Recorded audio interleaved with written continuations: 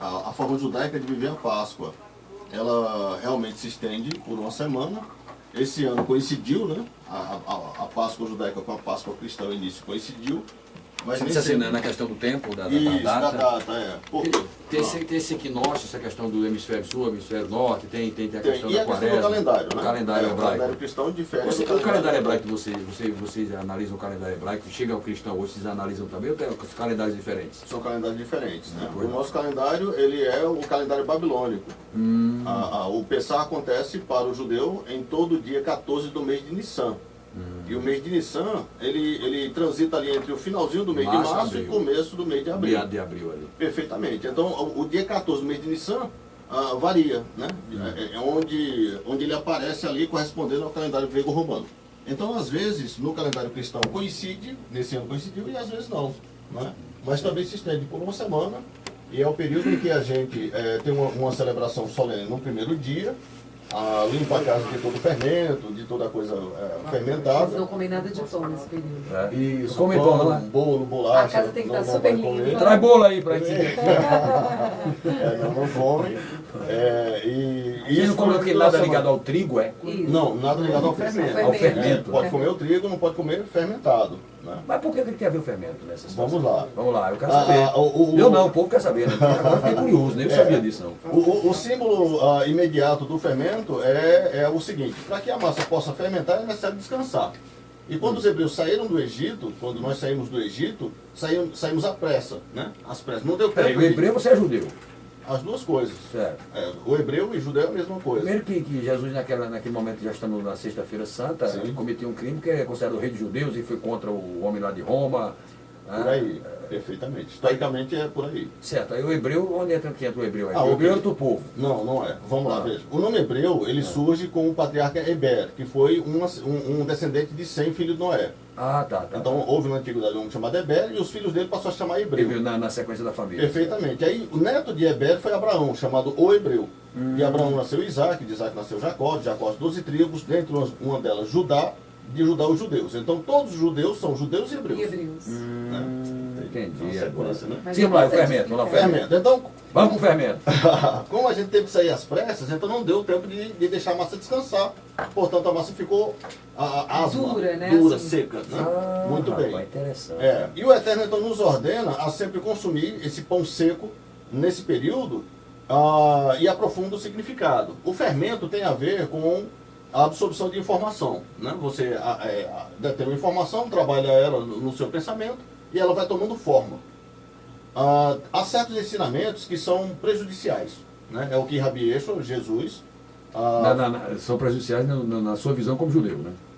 Isso, perfeitamente. Certo, perfeito. E lá no Novo Testamento, Rabi Yeshua vai criticar aos rabinos hipócritas. Havia os rabinos que não eram hipócritas, havia os rabinos hipócritas. E os rabinos hipócritas, eles ensinavam correto para o pessoal, mas faziam errado. Então essa hipocrisia era prejudicial. Eu faço o que eu digo, mas não faço o que eu faço. Perfeitamente, Então isso era prejudicial. E Rabi Yeshua então vai dizer o seguinte: acautelai-vos do fermento dos fariseus. Né? Então acautela-te dessa forma de proceder farisaico. Não deixe isso inchar dentro de você. É mais ou menos essa a ideia. Né? Então, na sequência, a ausência do fermento tende a nos ensinar que não importa o meu status social, não importa o meu título, não importa. No final das contas, eu sou uma simples pessoa, um servo de Deus, um escravo, em outras palavras, da vontade divina. Isso depende se sou rico, se sou pobre, se sou forte, se sou fraco. Né? No final das contas, eu devo, nesse período, me divorciar disso que me dá essa pompa, que me dá esse pompa. Aí eu vou perguntar ao padre José Bartolomeu, seria o significado para o católico o não comer a carne no período e o peixe? Pronto, então veja, vamos voltar um pouco. Você perguntou para ele o que era Páscoa para os judeus. Essa semana, como é que eu vivi esse ano? Então depois eu vou compreender o que é Páscoa, não é, para nós cristãos. Então assim, a Páscoa cristã que nós católicos celebramos, não é a Páscoa de Jesus Cristo, que tem uma analogia, uma relação com a Páscoa judaica de Êxodo capítulo 12. Lá em Êxodo capítulo 12 existe a narrativa da Páscoa. Não é? E os hebreus se reuniram e comeram às pressas o pão sem fermento, mataram o cordeiro e saíram, passaram no Mar Vermelho e foram embora. Houve a libertação. Então essa aí é a Páscoa antiga, a Páscoa dos hebreus. A Páscoa cristã que nós celebramos hoje faz uma alusão a esta Páscoa, mas não é esta Páscoa que nós celebramos, não. A que nós celebramos é a entrega total de Jesus Cristo, ou seja, a imolação. Cristo se fez cordeiro, então ele se fez vítima, não é? E se imolou. Então é este sacrifício, o sacrifício de Cristo que nós celebramos como Páscoa, né? É o sacrifício redentor de Jesus Cristo. Então este é o maior evento, ou seja, é o núcleo central do catolicismo, é o mistério da Páscoa, o mistério pascal, que engloba aquilo que os apóstolos anunciaram após a morte de Jesus: paixão, morte e ressurreição. Que a gente chama de querigma, quer dizer, é o anúncio, a proclamação. Após a morte de Jesus, ele vai para o céu, tem a ascensão, e fica a comunidade dos discípulos. Fazendo o quê? Fazendo um anúncio e a pregação. Dizendo, olha, o Cristo que vocês crucificaram e mataram, ressuscitou. Então, este anúncio pascal da paixão, morte e ressurreição, a gente interpreta como sendo o mistério pascal. E isso é o núcleo da fé do catolicismo. Então, para podermos celebrar esse mistério pascal, então a igreja, ao longo do tempo, não é isso, no primeiro século, segundo século, não é? Há um texto muito interessante da Didaquê, que é um documento antiquíssimo do primeiro século, que já mostra ali a maneira como que se celebrava um pouco esse período. Não é? Então a igreja, ao longo do tempo, a partir da evolução histórica, ela institui o período de Quaresma, o período de Páscoa. Começamos na quarta-feira de cinzas, dando abertura assim ao período de Quaresma, que vai até a quinta-feira. Por que a quinta-feira santa? Porque assim, tem um período de Quaresma e depois desse período temos o Tríduo Pascal. Então a Semana Santa é aquela semana que antecede a Páscoa. Começa no domingo de Ramos, não é verdade? Então, na Semana Santa, ali há um corte. Então, quer dizer, na quinta-feira santa, termina esse período de Quaresma, onde vimos a questão do jejum, não é? Da questão da abstinência da carne, por exemplo. Depois vou chegar lá um pouco explicando sobre isso. E na Semana Santa começa o Tríduo de Páscoa, que no caso para nós começou ontem, na celebração da Quinta-feira Santa, a celebração da Eucaristia, onde Cristo institui a Eucaristia na última ceia que ele celebrou. Há um tríduo que vai até o domingo, não é? Da ressurreição. Um tem barba, outro não tem. Tem barba é o judeu. O Maurel, é seu nome de batismo ou não? Não, meu nome é hebreu. Nome hebreu. Nome hebreu. Todo hebreu, ele tem dois nomes. Certo. Né? Vou dar um exemplo. Dê um exemplo aí. Irã Carvalho, sou hebreu não? Oi? Irã Carvalho, sou hebreu não, né? Tenho dois nomes, mas sou hebreu não, né? O Carvalho é suspeito. É suspeito. A mãe, esse Carvalho é suspeito aí, mãe, diga lá. Suspeito. Veja, por exemplo, um dos personagens para o mundo cristão muito famoso é Paulo, né? O apóstolo Paulo. O apóstolo Paulo. Não é Paulo Câmara não, Bernardo não, é o apóstolo Paulo. O apóstolo Paulo. E aí quando você chega lá no Novo Testamento, você vê a ideia, geralmente que se tem é o seguinte: ele se chamava Saulo e quando se converteu virou Paulo. Quando você vai lá no texto de Lucas, você não vê isso, você vê ele dizendo assim: e Saulo, também chamado Paulo, então... Devia ser Paulo Saulo, Saulo Paulo. Sim, não. Deduziu-se. Porque como ele nasceu numa comunidade judaica, ele deve ter um nome hebreu, Shaul, né? Que é o hebraico de Saulo. Porém, ele nasceu numa comunidade judaica situada fora dos limites da Judéia. Então ele deve ter um nome do povo em que ele está interagindo ali socialmente fora da comunidade, que nesse caso seria Polos, que é Paulo.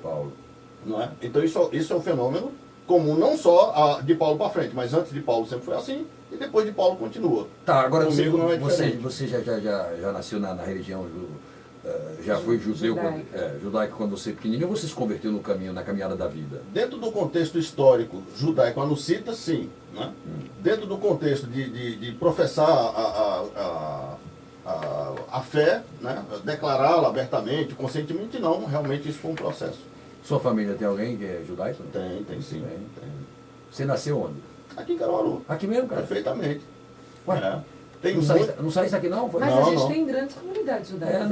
Eu sei que tem mais. Por exemplo, existe um judeu aqui em Caruaru, que é um orgulho para todos os judeus de minha comunidade e fora de minha comunidade, chamado do Dr. Caesa Malta Sobreira.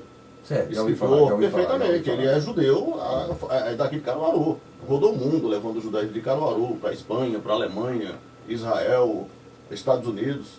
Qual o ponto que você diverge da Páscoa dos católicos para vocês? Qual o ponto de divergência aí? O foco, né?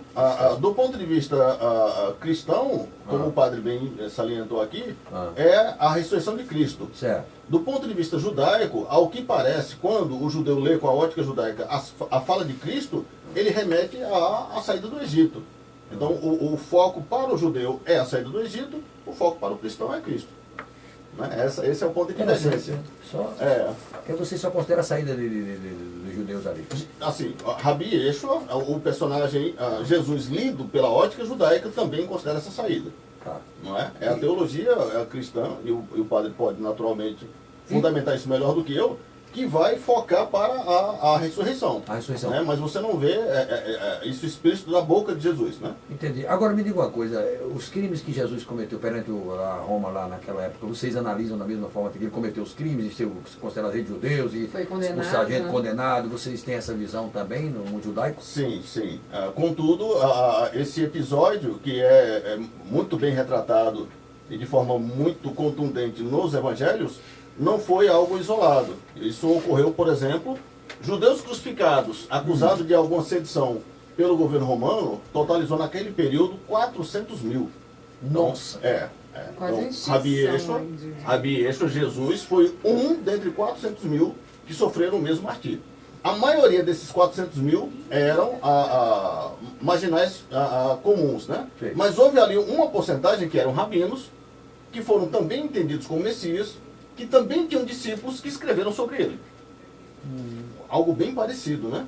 É lógico que, no final das contas, Jesus é o único que ressuscita. Então ele é o único que se mostra verdadeiro por causa dessa ressurreição. Contudo, historicamente falando, para quem não teria adotado esse ou aquele movimento, na época em que estava sendo vivido, era muito difícil você saber que era o falso, que era o verdadeiro. Porque todos falavam muito bem, porque todos se portavam, tinham um peso político e religioso na sociedade, e muitos obraram milagres, basta a gente percorrer a página do Novo Testamento e a tradição judaica. E aí você vê muitos personagens nesse sentido. Todos os livros bíblicos, vocês consideram também como a Igreja Católica, ou tem algum livro bíblico ali que vocês discordam? Não, todos os livros bíblicos e alguns, para o judaísmo, são considerados como sagrados, que a Igreja Católica, ou o mundo cristão no geral, por algum motivo acabaram não tendo acesso, como no caso do Talmud, não, além dos apócrifos. Além dos apócrifos? O Talmud e o Zohar. Não tem lá? Não. O Talmud é um compêndio de 61 tratados, é enorme. Se eu for colocar ele na Bíblia, fica enorme. Se for acoplar na Bíblia, ninguém consegue ler. Perfeitamente. E o Zohar foi um tratado muito parecido com o Novo Testamento, que foi escrito pelos discípulos do Rabino Bar Yochai, 100 anos depois de Cristo. Né? Então é outro, digamos assim, outro Cristo que também vai ter uma grande relevância naquela época. E a obra dele hoje, eu tenho uma versão dela em aramaico e inglês, com 23 volumes. Nossa. É um Novo Testamento com 23 volumes. Nossa. Deixa eu fazer outra pergunta. Os apócrifos, como é que vocês veem os livros que não foram divulgados? Os apócrifos, tanto do Velho Testamento quanto do Novo Testamento, ele está incluso em uma categoria naturalmente secundária, quando comparado com o Talmud e com o Zohar, como livros da tradição judaica. Né? O que significa tradição judaica? Tradição é aquilo que a gente repassa, né, no decorrer das eras, de pai para filho, mas que a fonte, de onde veio isso? Por exemplo, um provérbio aqui do Nordeste, né? Diz-me com quem tu andas, eu te direi quem és. Todo mundo sustenta isso, isso me parece ser uma verdade, mas quem disse isso primeiro? A gente não sabe quem foi que disse isso primeiro, mas é válido em todo caso. Então, a tradição é isso, né? É uma informação repassada que caiu no domínio popular. Que vira uma verdade. Perfeitamente, que acaba se perdendo a fonte. Deixa eu perguntar ao Marcos, que Marcos está quietinho aqui. Não vou me chamar de subsídio, porque ele é teólogo. Acho que ele vai abusar muito de você. Eu ia dizer agora, eu estou aqui, desculpa gente, eu estou aqui pegando mais conhecimento, até padre, peço desculpas, eu estou explorando um pouquinho mais o Maurel Melo, o mundo judaico, que o mundo católico é mais conhecido nosso, né? Que é a religião que tem mais fiéis, é mais conhecido. E o mundo judaico não é tão conhecido assim, eu estou explorando um pouquinho mais. Eu estou guardando o Marcos ali, que é teólogo, porque ele vai ter subsídio à vontade. Ponto de vista de um, ponto de vista de outro, a origem de cada coisa. Deixa eu voltar com o padre aqui para falar o seguinte, esses apócrifos, esses livros apócrifos, como é que a Igreja Católica vê? Eles estão guardados, estão escondidos? Onde é que danado esses livros? Não, os livros apócrifos são literaturas que não passaram no cânon católico. Então, assim, a Bíblia, ela não caiu pronta, não chegou pronta até nós. Então, assim, a Bíblia, ela contém a revelação, quer dizer, ela contém a palavra de Deus. a palavra de Deus, segundo a teologia católica, não está contida apenas em um livro. Mas a palavra de Deus ela é um ser, ela é para nós Jesus Cristo. Então a Bíblia, tanto do Antigo ao Novo Testamento, para a interpretação católica, ela fala apenas de uma pessoa, de Jesus Cristo. Então Cristo é a palavra encarnada. Você vai lá para o livro de João, por exemplo, capítulo 1, o livro de João diz isso. E a palavra se fez carne, ou o verbo, não é? Que é similar, se fez carne e habitou entre nós. Pois bem, porém, Jesus nada escreveu, sabemos disso. Porém, quem escreveu foram os discípulos. Então, assim, nós temos, por exemplo, o Novo Testamento, temos alguns autores, o próprio Paulo, né, que é o primeiro que escreve, é Paulo. Primeira carta que Paulo escreveu, aliás, o primeiro escrito no Novo Testamento foi a carta de Paulo aos Tessalonicenses, nem foi os evangelhos, vieram depois. Né? Então, Paulo, Lucas também é um grande escritor do Novo Testamento, enfim. Então, a igreja, ao longo dos séculos, através dos concílios, o que ela vai fazer? Ela vai fazer todo um estudo, né, para poder colocar numa lista, que eles chamam de cânon. Cânon é lista, né? A palavra grega quer dizer lista. Então, para colocar de fato os livros sagrados, né, acoplar e diferenciar daqueles que não foram inspirados. Daí vem a questão do apócrifo. Porque como sabiam, por exemplo, que um livro, não é, era inspirado pelo Espírito Santo, era de fato um livro oficial da igreja, era um livro sagrado e outro não era. Pois bem, então duas coisas. As pesquisas que foram sendo feitas, não é, pelos concílios, e também a própria ação do Espírito Santo. Quer dizer, nós cremos na ação do Espírito Santo. Então daí ela compõe a lista dos livros sagrados. E deixando de lado os apócrifos. Mas ainda qual é a outra ferramenta que ele sabia? Então assim, por exemplo, você pega o Evangelho de vamos citar aí. João. João é o Evangelho oficial. Vou tentar aqui dar um exemplo com um apócrifo. Vamos aqui, o de Tomé, pronto. Você pega lá, existe um livro apócrifo de Tomé. Pois bem, você pega lá esse livro de Tomé e está lá escrito, por exemplo, um trecho sobre a infância de Jesus. Que ele matava os passarinhos, matava os bichinhos, depois citava. Então, quer dizer, você percebe, não tem sentido. Então essas narrativas, né, abusivas e tão radicais não tinham sentido. Então isso aí foram descartados. Aí tornaram-se o quê? Apócrifos. Entendi. Eu vou dar subsídios para o teólogo aqui. Daqui a pouco chegou o pastor Carlos. Bom, chegou o pastor. Deixa eu cumprimentar. Não, descansa. Descansa não, repousa um pouquinho. Quem descansa é a mulher grávida. Repousa um pouquinho que subiu as escadas. Tá me chamando para o intervalo, meu filho? Ele não está me cobrando não, viu, pastor? O padre, ele está chamando para o intervalo comercial ali. 11h23, a gente está com o intervalo, né, Aline? Volta já, né? Tá bonzinho aqui. Ô, seu teólogo, se prepara aí, viu, seu teólogo? O que é que a teologia vai falar diante do que nós ouvimos aqui, cada ponto de vista, cada consideração? Os nazareus têm uns cabelos compridos, não era? Os indianos é mais escuro do que a gente. Tem um cabelo muito bom. Os nazareus têm os cabelos compridos.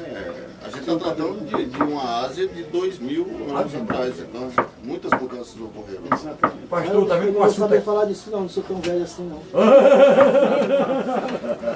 Fica tranquilo, pastor. Pega o que o senhor vai falar agora, pastor. Aqui eu divido com ele. Dá para dividir? Dá para dividir. Eu divido aqui com o Marcos. Marcos, pega aqui. O pastor que chegou agora para ver o pastor, para depois partir para Marquinhos.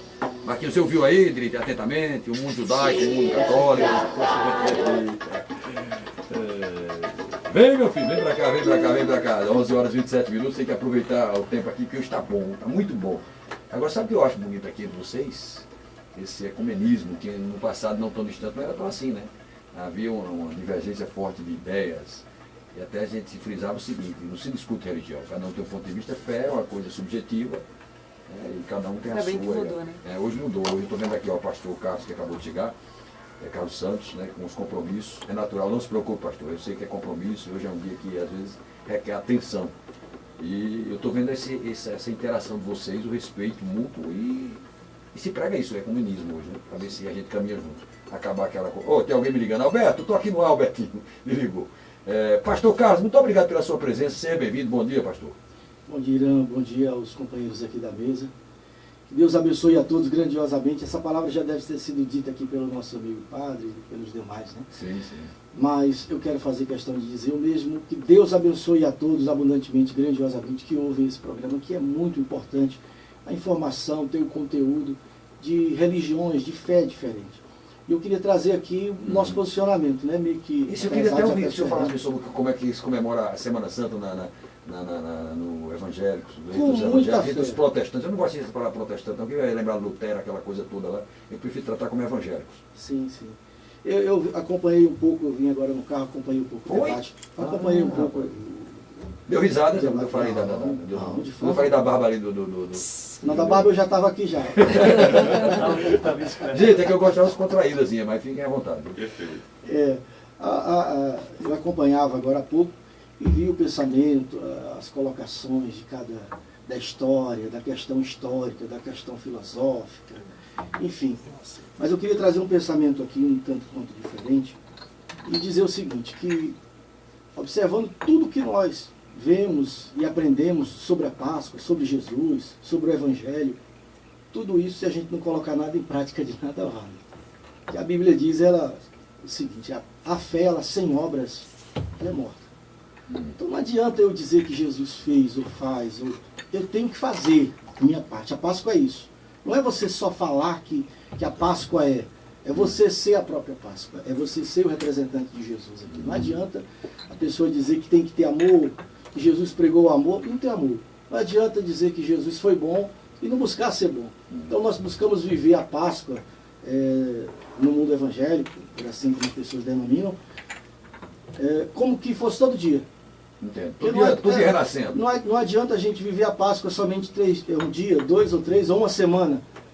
E isso que é pregado no cristianismo, se eu estiver errado, os amigos me corrijam, que nós buscamos fazer com que a Páscoa ela seja praticada constantemente. Hoje, sexta-feira, pastor Carlos, hoje, sexta-feira, para a doutrina católica, né, os cristãos, hoje é o dia de muita reflexão, é a data que marca o sofrimento, a morte de Jesus. Como é que os evangélicos veem essa sexta-feira? Nós nos reunimos, oramos, algumas igrejas têm a Santa Ceia, às vezes, dependendo do culto, da liturgia da igreja, às vezes no domingo nós temos a Santa Ceia, simbolizando a última ceia.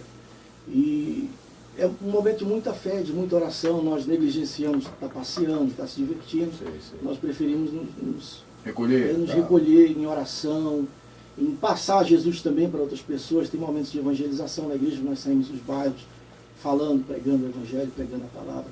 É assim que nós comemoramos, é que nós lembramos esse momento que foi tão importante da história, né?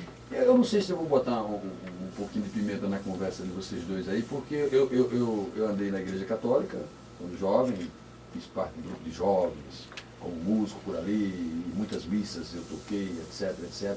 Também fui para a igreja evangélica, tocando vários eventos, participando e acompanhando. E tem uma coisa que sempre na minha cabeça, você pode participar também, viu, meu amigo judeu? Tem uma coisa que sempre fica na minha cabeça, aí eu vou orar, eu vou rezar. Na igreja católica eu aprendi o Pai Nosso, Salve Maria, Salve Rainha, o Credo, né? Aí quando eu fui andando pela igreja evangélica, ele não se pratica muito essas rezas, mas tem a oração que é livre, você conversa e fala. Você o Pai Nosso, por exemplo, como é que a igreja evangélica vê? Ave Maria, o Pai Credo, Nosso também tem na evangélica. Eu queria entender isso. O Pai Nosso ele tem na igreja católica também, né? Na evangélica? Isso, na igreja. Ave Maria tem? Tem. Não, na igreja evangélica não. Não tem. Salve Rainha tem lá, não? Não. O Credo tem? Também não. Também não tem? Não, porque existe o seguinte, deixa eu te falar. Certo. Existe uma diferença, são liturgias. O que é liturgia? São práticas das rituais. igrejas, rituais das igrejas, que são diferentes. Que são diferentes, são pensamentos diferentes, são posicionamentos diferentes. E que deve ser respeitado. Que deve ser respeitado. Perfeitamente. Então eu não posso chegar para um católico ou judeu e dizer, ó, você está errado. Não é por aí o caminho. Porque Deus ele age diferente em cada pessoa. O fato de eu dizer que sou pastor não me garante salvação, não. Não garante que eu vou ser salvo, que eu estou garantido no reino dos céus, e, enfim. O que garante é a minha comunhão, a minha vida com Deus. Entendo. É o que eu faço aqui. Não adianta eu dizer que sou católico e vou dizer que estou salvo. Não adianta, se você não praticar o evangelho. Então essa questão, eu acho assim, eu acho irrelevante, porque o católico também ora, o evangélico também ora. As orações, algumas são repetidas. O católico ora. Eu estou lascado, meu Deus, me ajude, eu não estou orando aqui. Todo mundo ora. Orar quer dizer falar. Só que você falar Só com a muda pessoa... a nomenclatura, na Só realidade. você- O sentido é o mesmo. Eu nos últimos dias aí, viu, pastor e padre Bartolomeu e meu amigo Maurel, nos últimos dias aí eu venho orando direto. Meu Deus, me ajuda, o negócio tá feio, tá apertado, tô lascado, eu tô orando. Né? E existem muitas igrejas evangélicas que a liturgia dela é bem parecida com a católica, bem parecida, bem semelhante. Então pode acontecer. Já foi muito diferente no passado, não foi? Ou se aproximam mais? Depende muito de igreja, é muita denominação. Então é difícil aqui eu me Acho que posicionar. a que mais se identifica com a católica atualmente é a anglicana, né? Luterana. Mas Lutero não foi o homem da dissidência lá atrás na religião, na O história. padre Bartolomeu quer falar sobre a questão da oração. Em alguns pontos. Fala um pouquinho. Deixa eu só concluir. concluir. Então, devido a ser tantas denominações, tantas igrejas, tantas religiões, então eu não tenho como pastor evangélico, eu não me denomino Qual é a sua evangélico. igreja lá? Igreja Universal, Universal, bem polêmica, né? Muito polêmico. Tem até a história do tijolo aí, que eu estou apavorado com a história do tijolo.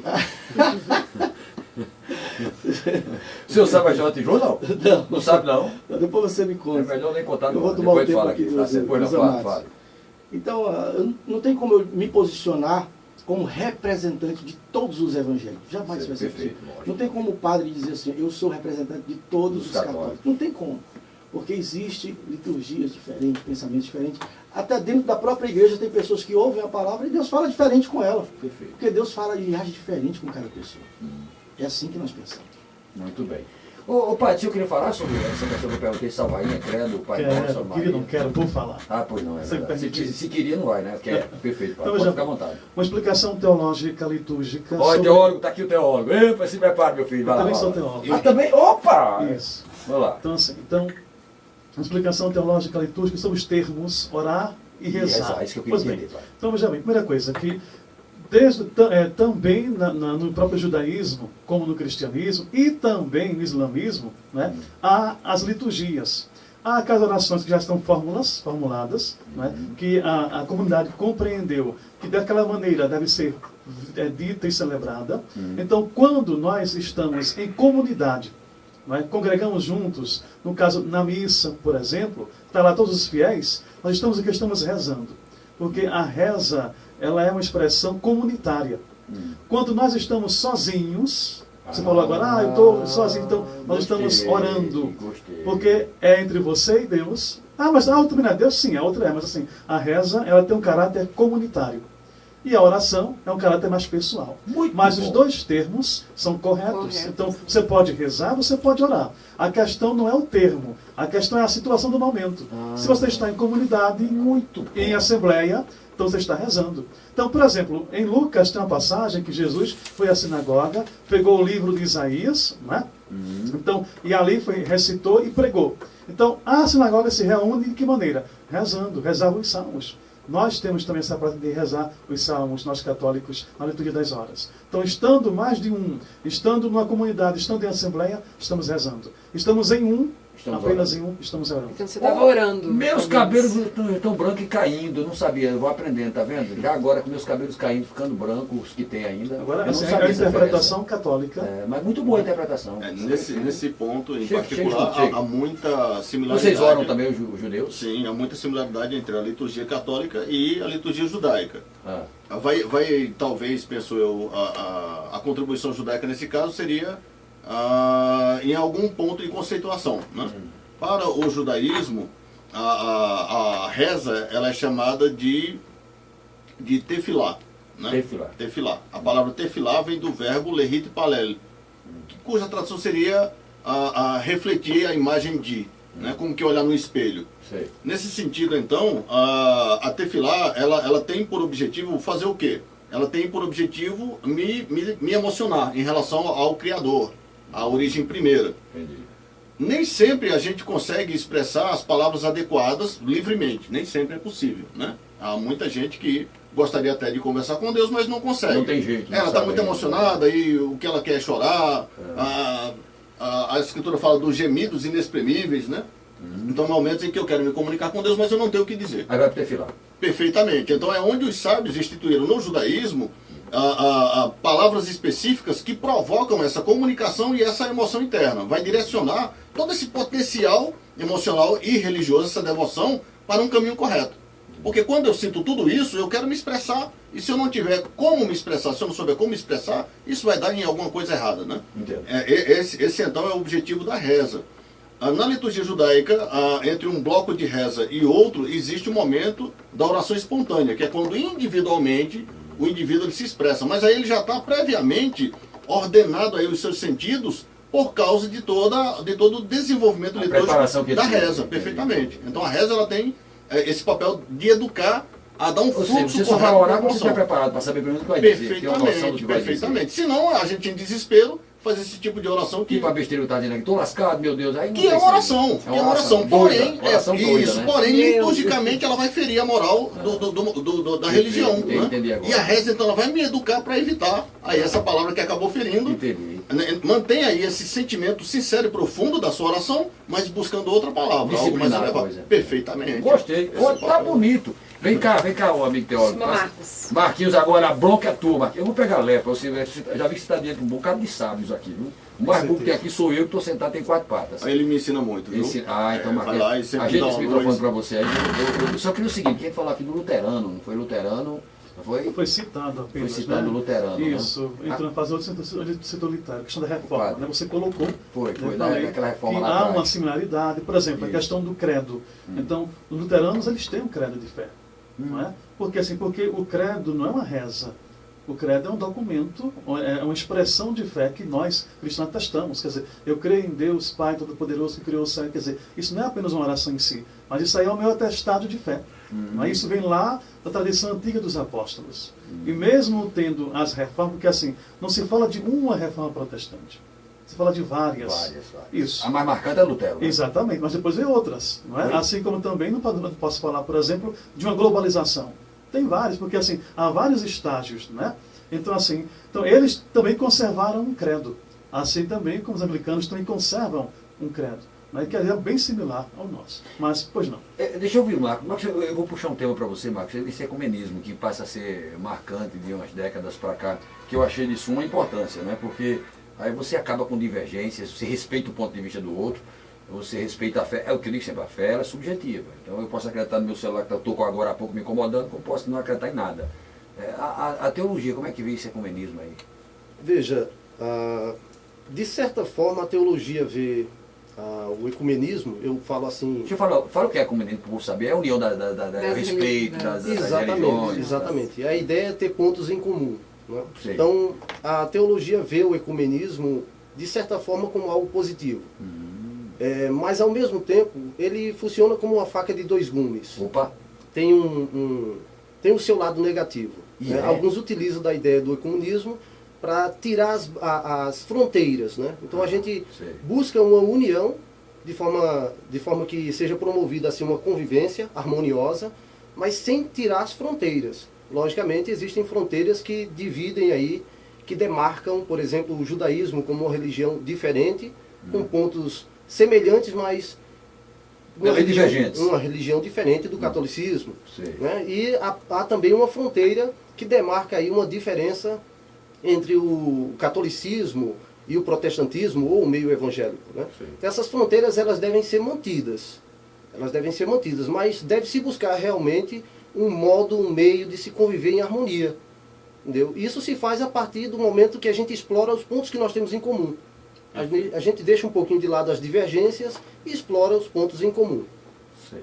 Ô Marcos, outro detalhe, essa reforma de Lutero, você lembra dela? Não, você não viu, né? Aliás, pastor Carlos, quando disse eu vi o vídeo do assunto de você, não vou falar não, porque eu sou novo, não vivi essa época não. Ele está contando aqui ele isso. falou, falaram aqui, 2000 anos antes de sou novo.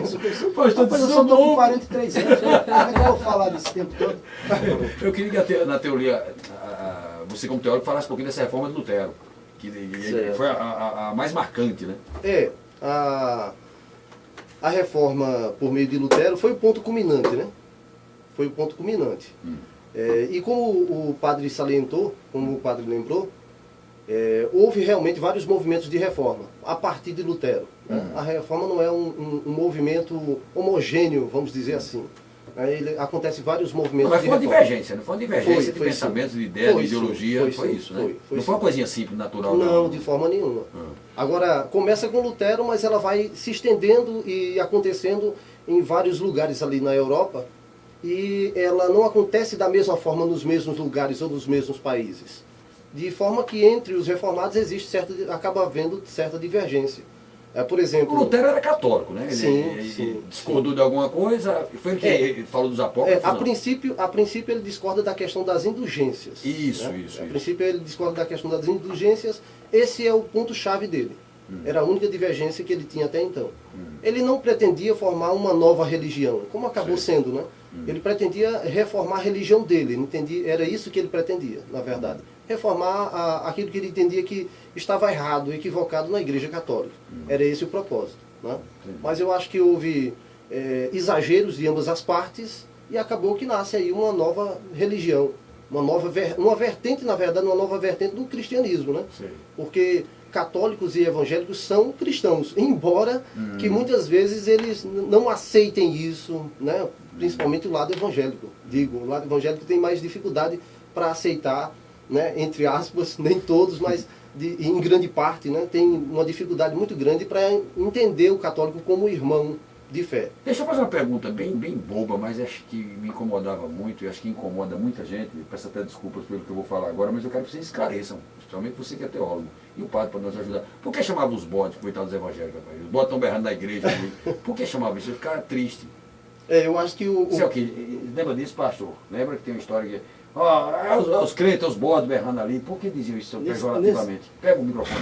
Nessa época eu também gritava, né? O senhor gritava bode também? Nessa época eu também gritava. Tem bem propriedade para dizer. Você chegou a dizer isso, né? Cheguei, eu quando eu era garoto, meus 15, 16 anos, eu passava no meio da igreja, tinha um culto no meio da rua, eu passava gritando, aleluia, carne no prato, farinha na cuia. Tá vendo? Bonito. Então eu fazia esse tipo de coisa. Assumo que eu fiz de errado. Isso era o quê? Isso era apenas... Não, isso é falta de conhecimento, falta de sabedoria, é falta do encontro com Deus, é falta de ter... E por que chamava os bodes? Por que simbolizar o bode? O que é que tem a ver o bode? Eu acredito dessa forma pejorativa, era por questão dos barulhos, né? Barulho do que as pessoas...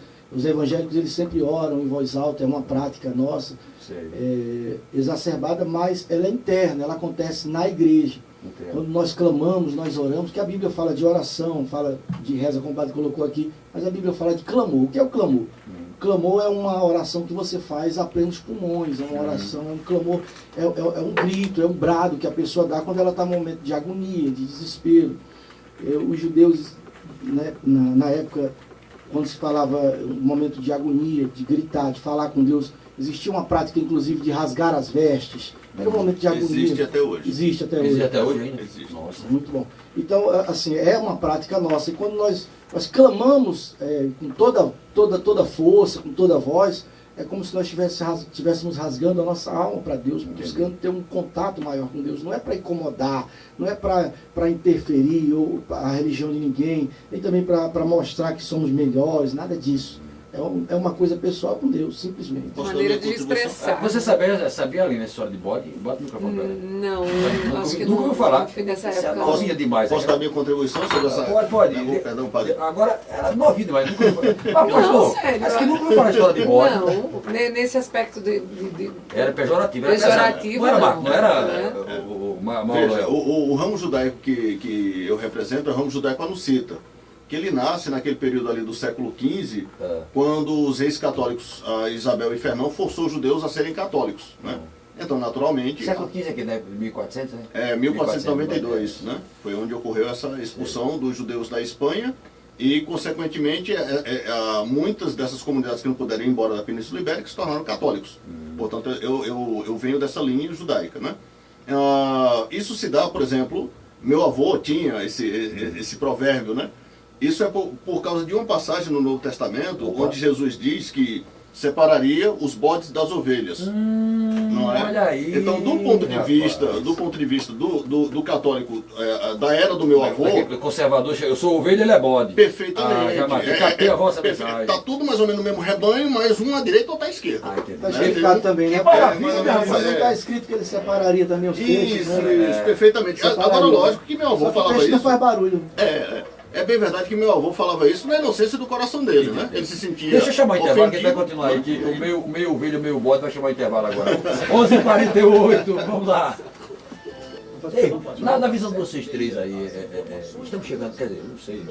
Deixa ele explicar a questão das vestes. Tá explicando? Tá Deixa eles conversarem um pouquinho. O pastor perguntou essa questão aí. Curiosidade pela religião. Por exemplo, quando um judeu apostata, então pra gente ele funciona como que ele morreu. Então a gente faz um ritual de luto por ele.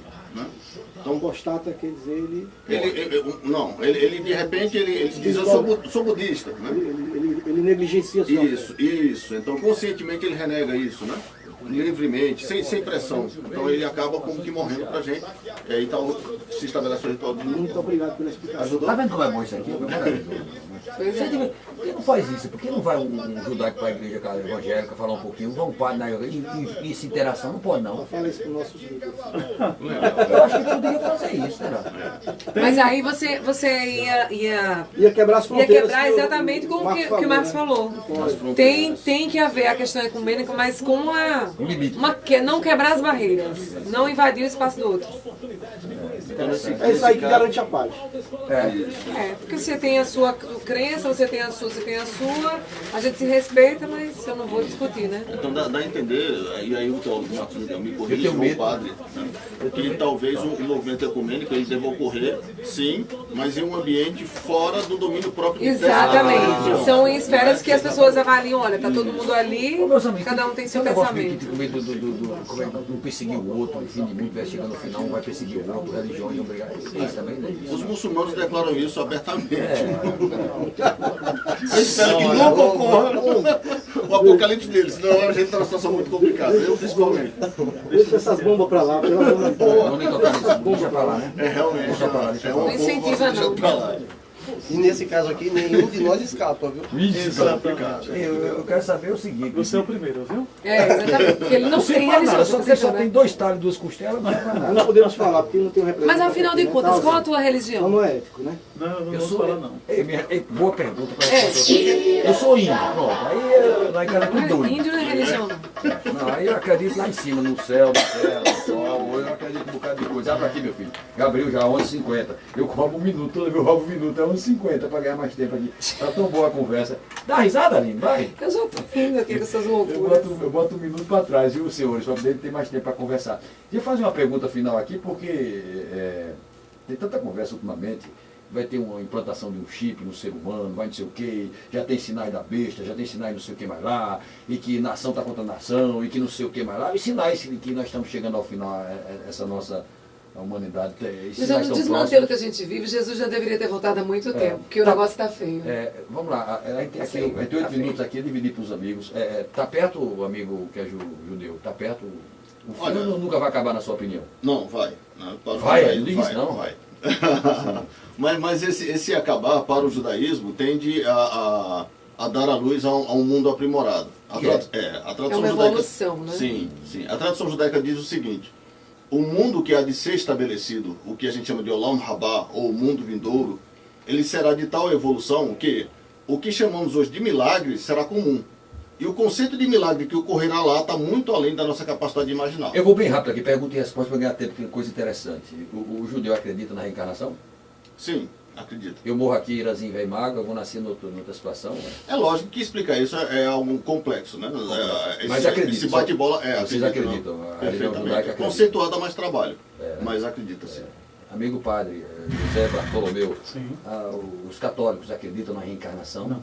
Não na reencarnação. Eu morri e lasquei. Não é bem por aí o caminho. Sei. Nós cremos na ressurreição. Então, o cristianismo, ele rejeita essa ideia de reencarnação. E a partir da ressurreição de Jesus Cristo, então, cremos que o ser humano, após uma vida aqui na Terra, de experiências, então, e na fé em Cristo, seguindo ao Senhor, então, com ele ressuscita. Então, Páscoa é isso, quer dizer, é a ressurreição, que já se experimenta dela aqui, quando a gente se converte, busca caminhar como um bom cristão e vai para o reino dos céus. Então, a gente não crê em reencarnação, mas cremos em ressurreição. Morreu a questão, a morte biológica acontece, que são os humanos, mas não a morte espiritual. Então assim, morreu, mas a vida de João 14, está lá escrito em João capítulo 14, na casa do Pai há muitas moradas, quer dizer, é uma alusão ao reino dos céus, ao reino da glória eterna, à felicidade eterna, que espera e aguarda Deixa eu fazer aqueles... essa pergunta, tá bom, o senhor, isso é muito bom, ele é eloquente, fala bem, né, e fala rápido. Sim. Eu quero aproveitar seu conhecimento, me diga uma coisa, o fim está próximo?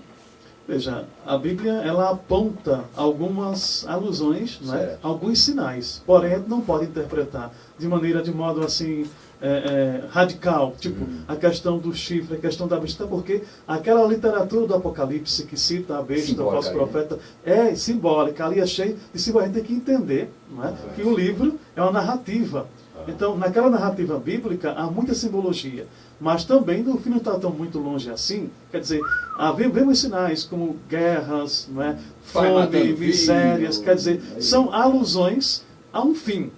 Alusões que mostram, olha, está fim. Mas assim, o que eu gostaria de enfatizar aqui é que diante dessa questão do fim, próximo ou não, aí temos um conselho bíblico de Jesus. Vigiai e orai, porque não sabeis o fim. Muito bem. Ô pastor, o nosso fim está próximo, pastor? Eu estou preocupado já. Olha, segundo os líderes evangélicos, a única coisa que falta para a volta de Jesus seria a pregação do evangelho no mundo inteiro. No mundo todo, tem que percorrer o mundo todo. Os demais sinais, para nós evangélicos, né?